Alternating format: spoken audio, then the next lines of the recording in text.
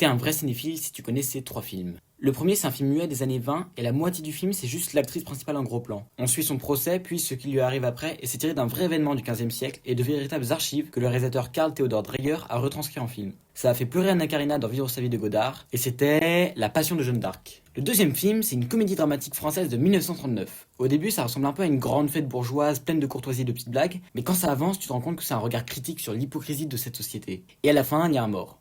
Jean Renoir, le réalisateur, utilise une grande profondeur de champ, ce qui permet à plusieurs actions de se dérouler en même temps, comme au théâtre. C'était La règle du jeu.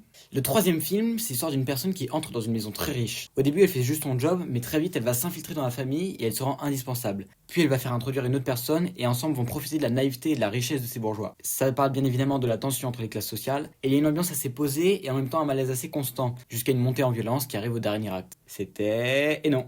C'était La cérémonie de Claude Chabrol, un film certes plus ancien mais tellement plus juste et glaçant que Parasite, donc regardez-le.